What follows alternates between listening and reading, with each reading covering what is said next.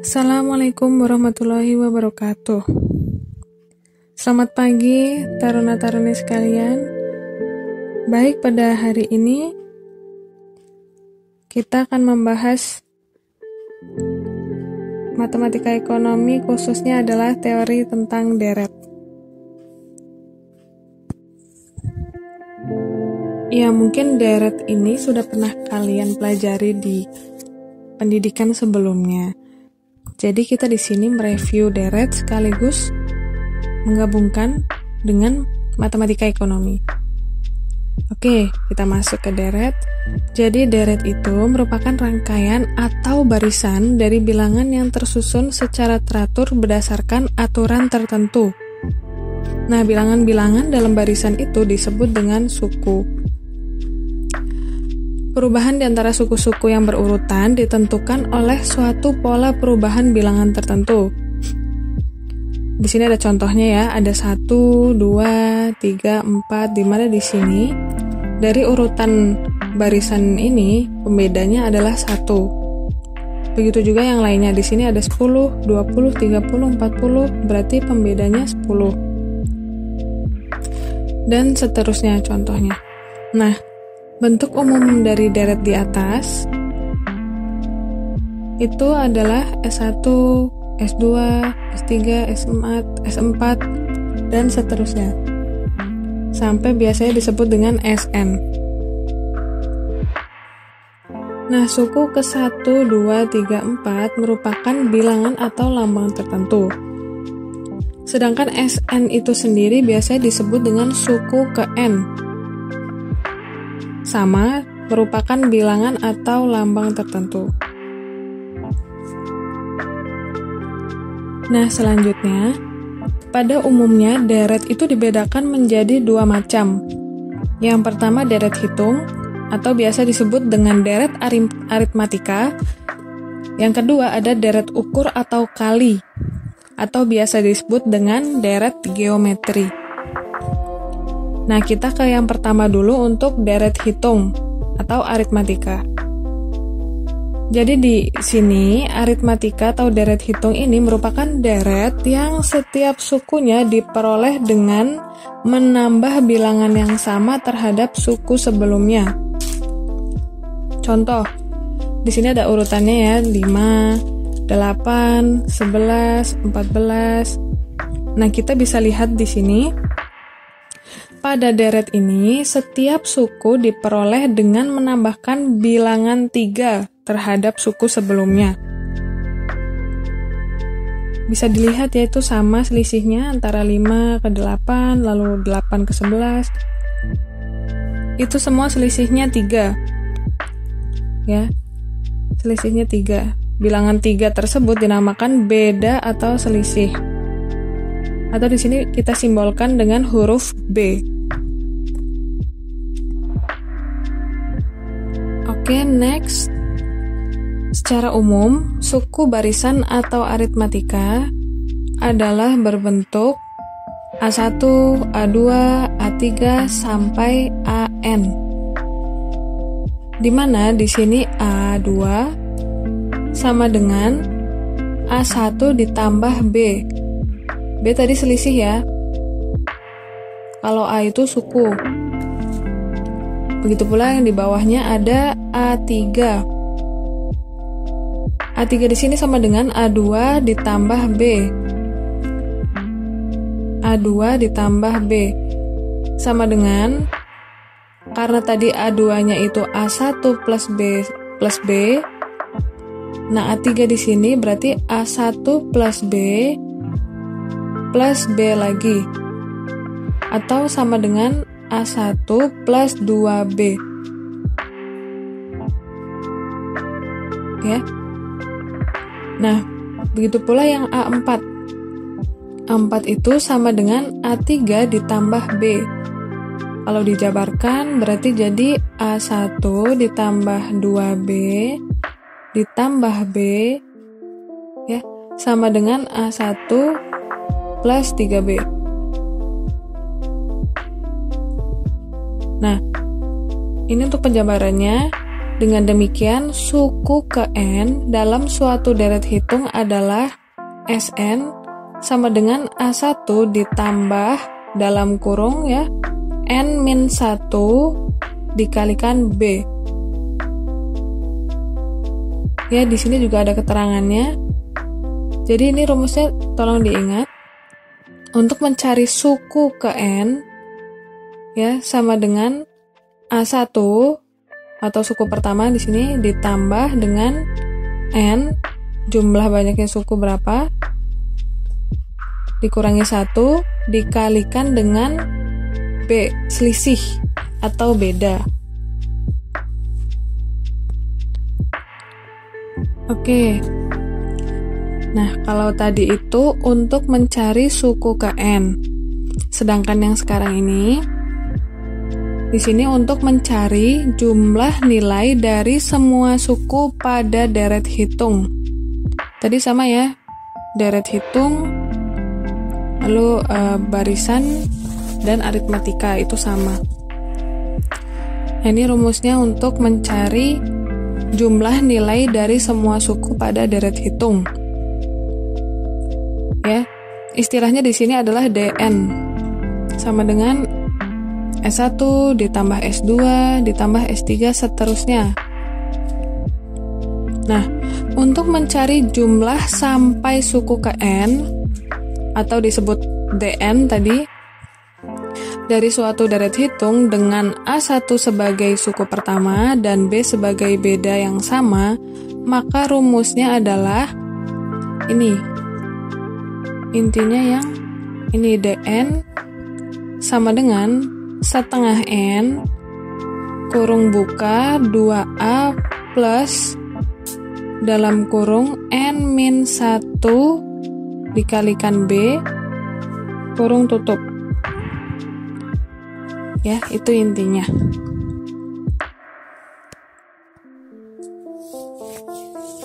Nah, selanjutnya ini ada contoh 1. Carilah jumlah 8 suku pertama dari deret hitung berikut ini. Ada 4, 6, 8, 10, dan seterusnya. Diketahui A sama dengan 4, ya karena suku pertama di situ.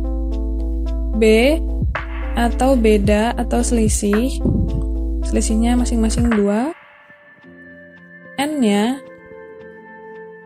karena kita mencari jumlah 8 suku pertama, maka N-nya itu 8. Oke, langsung saja tadi kita menggunakan rumus yang DN sama dengan setengah N dikalikan 2A plus N-1 dikalikan B.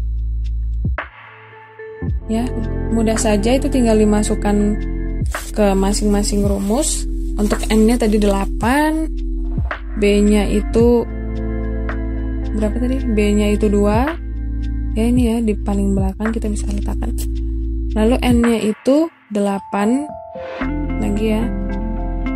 Suku pertamanya tadi A 4. Nah, itu ditotal saja, setengah dikalikan 8 itu 4. Lalu selanjutnya ini dikurangi dulu ya di dalam kurung.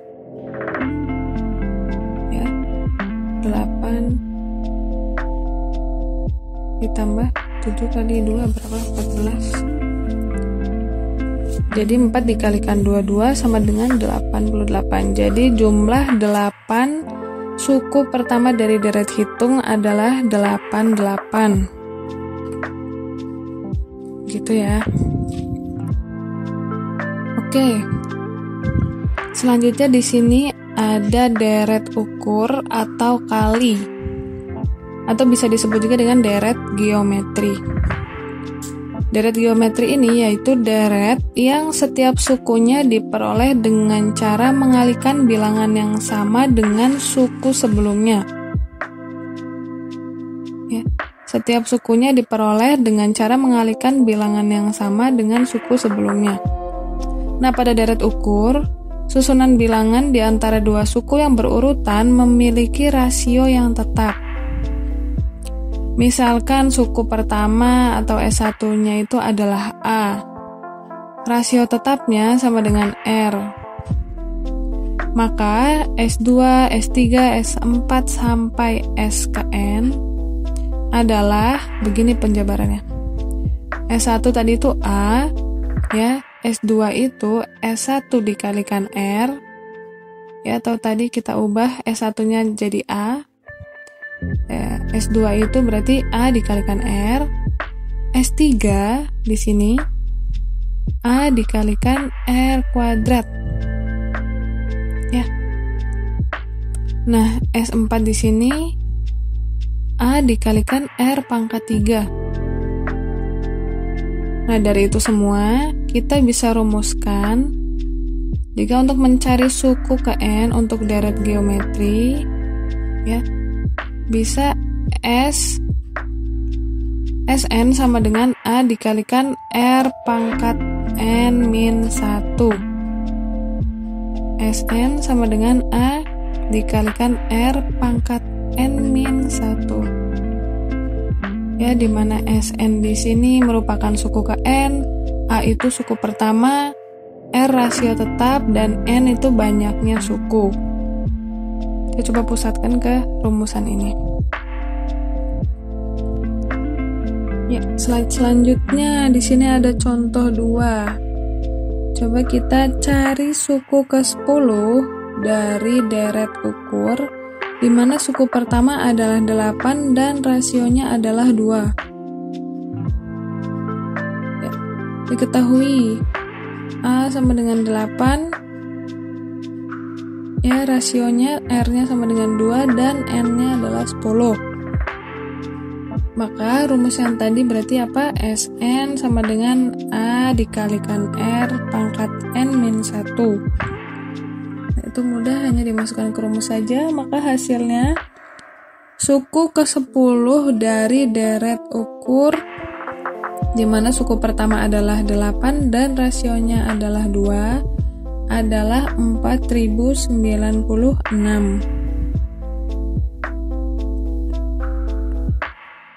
Sama halnya seperti deret aritmatika tadi, deret hitung juga ada untuk memperoleh jumlah sampai suku ke N. Kalau tadi mencari deret ukur atau deret geometri itu mencari suku ke N-nya, sekarang itu mencari jumlah sampai suku ke N dari suatu deret ukur. Ya, maka rumusnya adalah itu ada 2. Ya. Yang pertama Dn sama dengan A dikalikan 1 min R pangkat N, ya, per 1 min R. Itu apabila rasionya diketahui kurang dari 1. Apabila rasionya lebih dari 1, maka rumusnya hampir sama, tapi itu hanya dibalik, ya. Dn sama dengan A dikalikan R pangkat N min 1, ya, per R min 1. Oke. Nah, itu ada lagi catatannya. Jika rasionya R-nya itu sama dengan 1, maka rumus di samping menjadi Dn sama dengan N dikalikan A1. Oke, kita untuk lebih jelasnya lihat ke contoh. Carilah jumlah suku ke-6 yang pertama dari deret berikut. Ya, 3, 9, 27, 81, dan seterusnya. Dari deret tersebut diketahui A atau suku pertamanya itu adalah 3. Rasionya R-nya itu sama dengan 3, N-nya itu yang dicari jumlah suku ke-6, ya, adalah 6. Maka dia bisa dilihat karena rasionya itu lebih dari 1, maka menggunakan rumus yang kedua, yaitu A dikali R pangkat N dikurangi 1 per R min 1.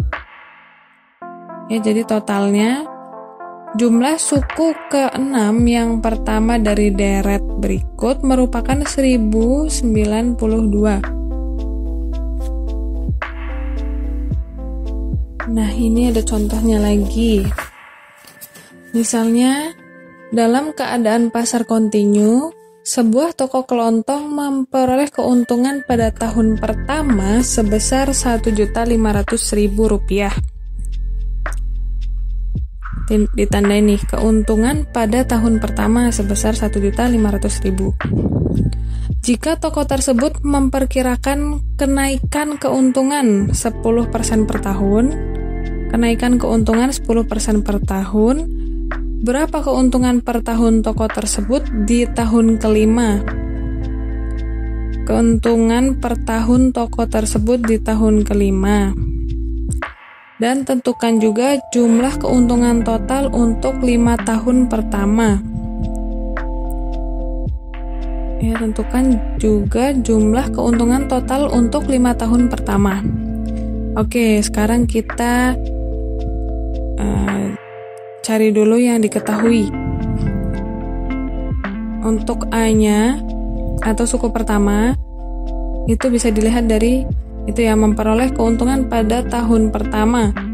Berarti Rp1.500.000. Nah, yang dicari apa? Berapa keuntungan per tahun toko tersebut di tahun kelima. Jadi N-nya itu sama dengan 5. Lalu, toko tersebut memperkirakan kenaikan keuntungan 10% per tahun. Berarti keuntungannya 10%. Keuntungannya 10%, rasionya sama dengan 1,1. Itu rasio dari mana? Bisa 1,1. Itu dari rumus keuntungan. Di mana rumus keuntungan di situ? 100, ya, dari 100% itu 100 ditambah jumlah keuntungannya berapa? 10. Berarti 100 ditambah 10 per 100. Ya, coba itu di total, ditambahkan dulu ya, 100 ditambah 10 dulu, 110 per 100. Maka hasilnya, rasio keuntungannya adalah 1,1. Ya, kita sudah mengetahui ya, suku pertamanya itu 1,5, N-nya itu 5, dan keuntungannya atau rasionya 1,1. Maka langsung masukkan ke rumus. Ya, itu dimasukkan ke rumus, A-nya berapa, R-nya berapa, maka hasilnya keuntungan per tahun toko tersebut di tahun kelima yaitu Rp2.196.150. Itu untuk mencari keuntungan per tahun di tahun kelima. Nah, selanjutnya pertanyaan kedua, jumlah keuntungan total untuk 5 tahun pertama. Keuntungan total untuk periode 5 tahun pertama. Coba masih ingat tidak tadi? Ya, R-nya itu lebih dari 1, ya. R-nya itu lebih dari 1, jadi menggunakannya yang rumus kedua. Rumus kedua. Ya, rumus kedua itu berarti DN sama dengan A dikali R pangkat N dikurangi 1 per R min 1. Dimasukkan ke rumus. Maka hasilnya 9.157.650 rupiah. Ya, kemudian penerapan deret dalam ekonomi.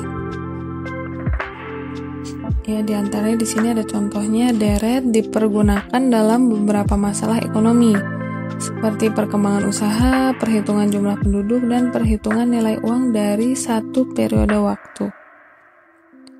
Ya, untuk yang pertama, perkembangan usaha. Ya, maksud perkembangan usaha di sini adalah kegiatan usaha yang diasumsi pertumbuhannya konstan dari satu periode ke periode berikutnya dengan mengikuti perubahan pada deret hitung. Oke, ke contohnya. Perusahaan keramik Pandawa Jaya pada tahun pertama memproduksi 2.000 unit. Ya, tahun pertama memproduksi 2.000 unit. Kenaikan tiap tahunnya direncanakan sebanyak 600 unit. Tentukan besarnya produksi pada tahun ke-6 dan jumlah keramik yang diproduksi selama 6 tahun tersebut. Ya, berarti kita cari suku ke N ya untuk besarnya produksi pada tahun ke-6 dan jumlah keramik yang diproduksi selama 6 tahun tersebut. Oke. Nah, di sini jawabannya karena kita mencari suku ke N sama dengan A plus N-1 dikalikan B. Tadi A-nya ada 2.000 unit ya. Lalu B selisihnya itu ada 600 unit. N-nya yang kita cari adalah 6. Maka langsung dimasukkan ke rumus saja. Jadi jumlah produksi keramik pada tahun ke-6 adalah 5.000 unit. Nah, untuk yang selanjutnya kita cari jumlah keseluruhan jumlah keramik yang diproduksi selama 6 tahun menggunakan rumus yang DN. DN sama dengan setengah N dikali 2A plus N-1 dikali B.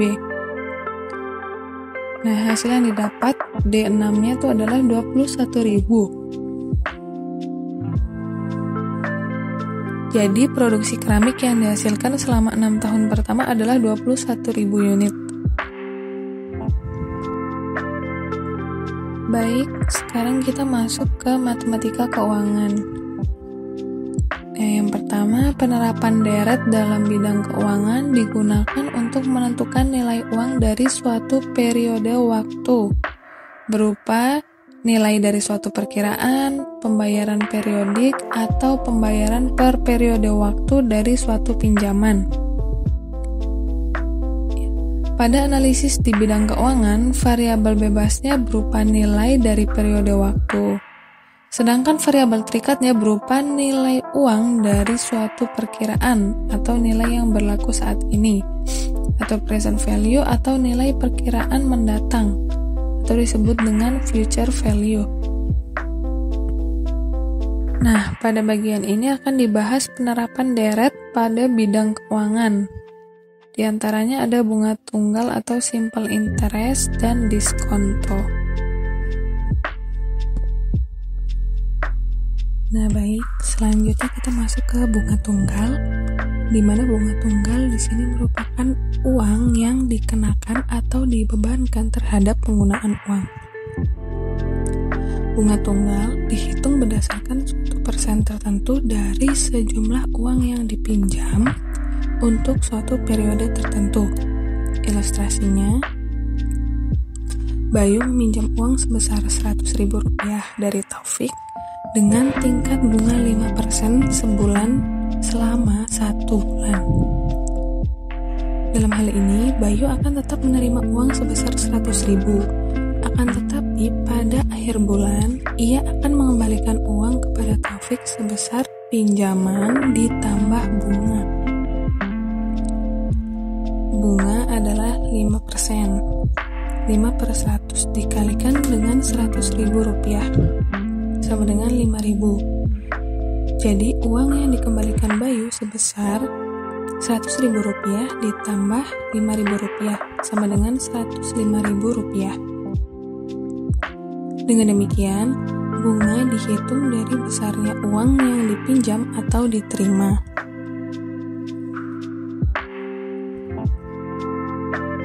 Selanjutnya ada diskonto atau diskonto bank, di mana diskonto ini merupakan uang yang dikenakan atau dibebankan terhadap penggunaan uang yang didasarkan pada besarnya uang yang akan dikembalikan.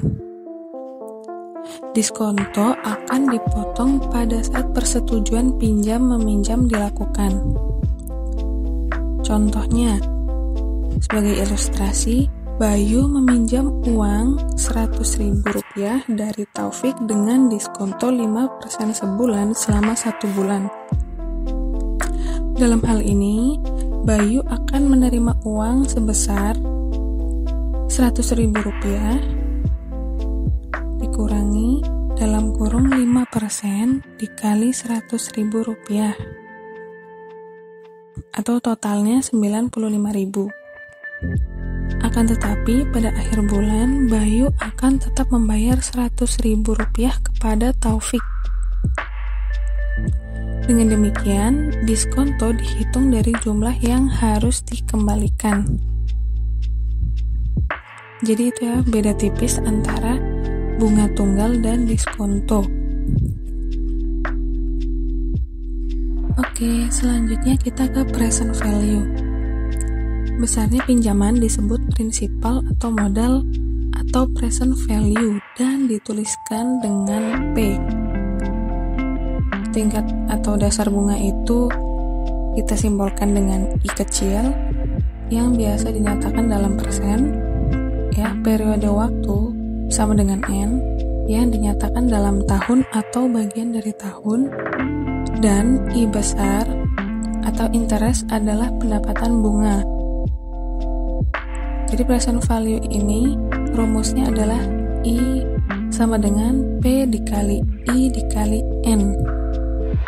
Atau untuk mempermudahnya, itu adalah IPIN. Begitu ya, jadi pendapatan bunga atau I besar atau interest tadi adalah prinsipal atau modal atau P dikalikan tingkat bunga atau I kecil dikalikan waktu atau N. Sedangkan besarnya nilai uang atau future value pada akhir periode waktu, rumusnya adalah FV sama dengan P dikalikan 1 plus I dikali N. Contohnya, Bayu mendapat suatu pinjaman sebesar 1 juta, lalu pinjaman tersebut berlangsung selama 6 bulan dengan bunga tunggal 6% per tahun. Berapakah besar hutang Bayu pada akhir 6 bulan tersebut? Jadi jawabannya kita langsung masukkan ke rumus ya. P dikali 1 plus I kali N. Jadi 1 juta dikalikan 1 plus 0,06 itu dari bunga tunggal 6%, kita desimalkan, dikalikan dengan 0,5. Ya, karena akhir 6 bulan itu sama dengan setengah tahun. Ya, atau 6 per 12. Ya. Jadi, besarnya hutang Bayu pada akhir 6 bulan adalah Rp1.030.000.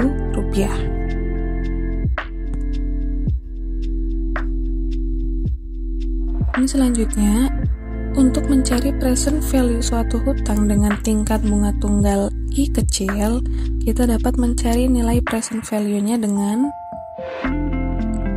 P sama dengan FV per 1 plus I dikalikan N.